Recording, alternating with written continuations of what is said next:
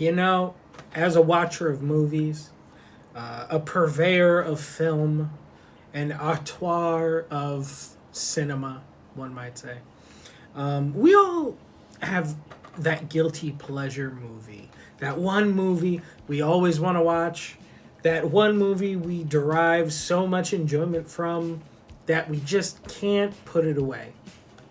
Mine's Jason X. And to honor my love for that film, why don't we make the hockey mask from it?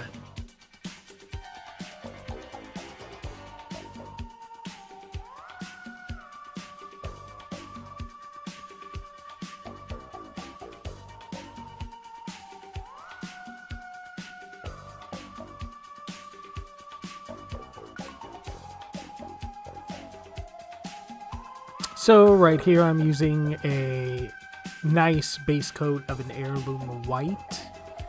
Just going over the whole thing. It did have just a regular flat gray primer put over it after all the sanding and smoothing, trimming and whatnot. So that's the base coat in heirloom white. So right now I've got my yellow ochre and burnt umber.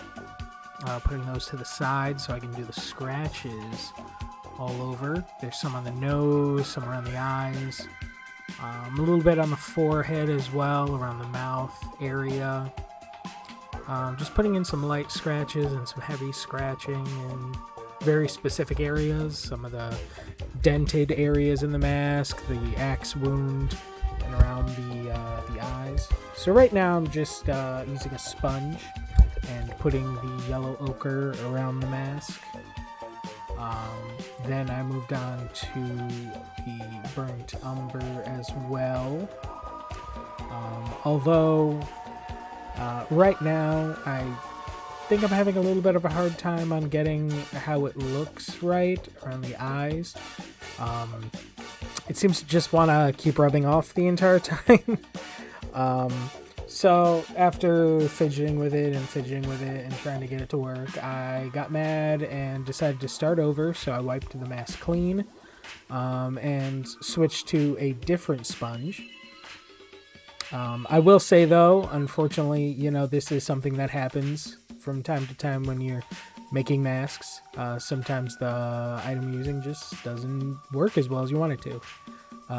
So I went ahead and I redid the yellow ochre sponging. Now I'm doing a little bit more of the yellow ochre and a little bit of the burnt umber here.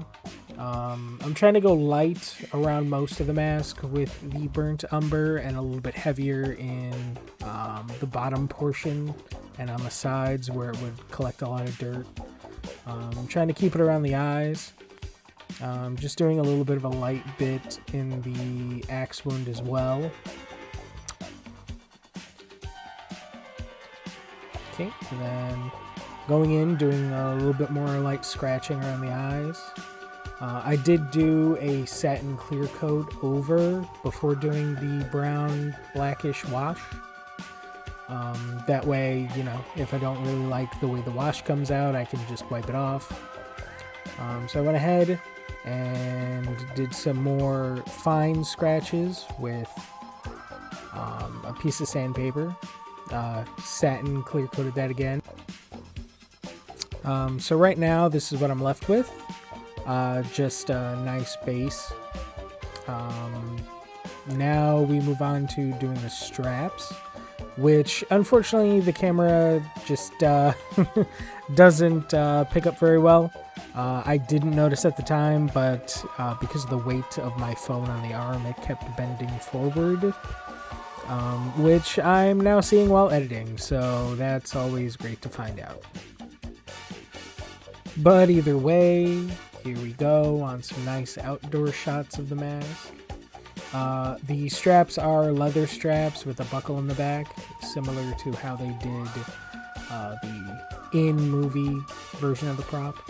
I'm not 100% on how the lighting came out here. It looks a lot different, a little bit more yellow in natural indoor lighting. Outdoor lighting, I think when I was recording it was just a little bit too harsh, but overall I think, you know, the mask looks really good. It's comfortable to wear, and the straps just make it look all that much better.